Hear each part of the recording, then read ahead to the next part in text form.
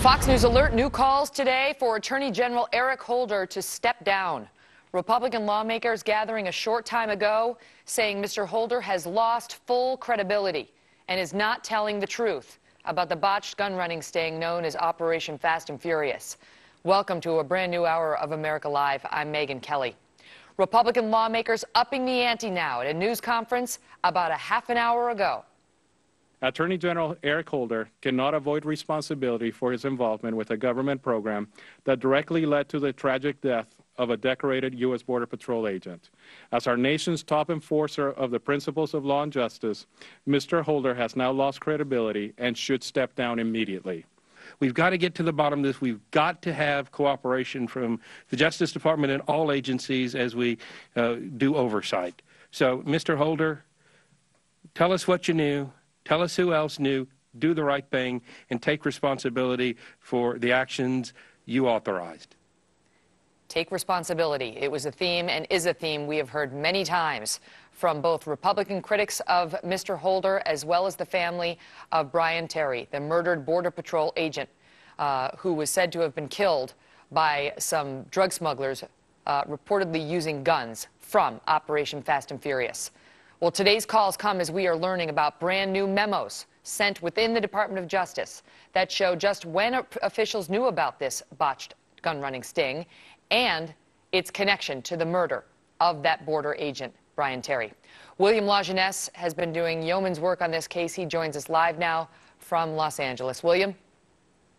Well, Megyn, we heard embarrassing travesty, a black eye. This was about Republicans keeping the ball in play and the pressure on, as the investigation, I am told, is slowing down. As congressional sources say, the Department of Justice is stalling and starving investigators of documents and interviews they need to answer who in Washington knew what and when.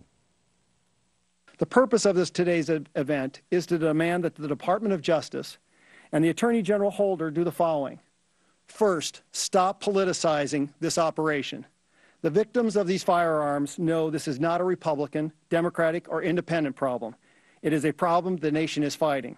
This is a horrible program. When you have the privilege of leading the Department of Justice, there is no excuse for not knowing what is going on, especially when it relates to something as controversial and dangerous as Fast and Furious.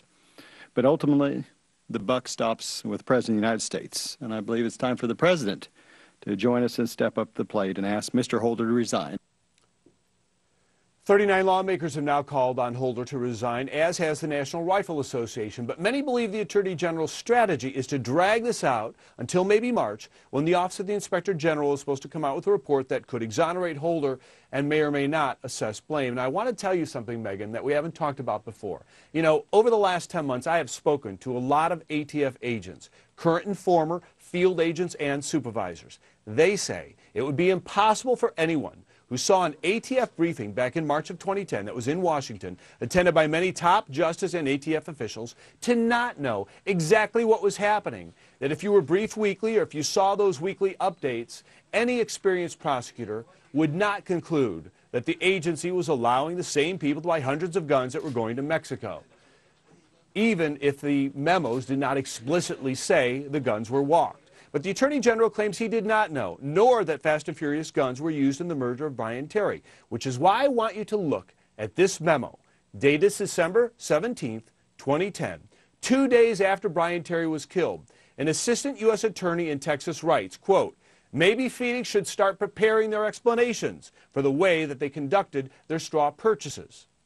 They should probably hire a media expert anyway to assist them in explaining the 2,000 firearms and the possible connection in the murder of border agent Brian Terry." So here you've got a U.S. attorney in Texas who is issuing a subpoena to 2 ATF agents in Phoenix. He knows that Phoenix is walking guns, and he knows that they're connected to the murder of agent Brian Terry just days after, and yet no one at Justice claims that they knew it months later when they saw it on television.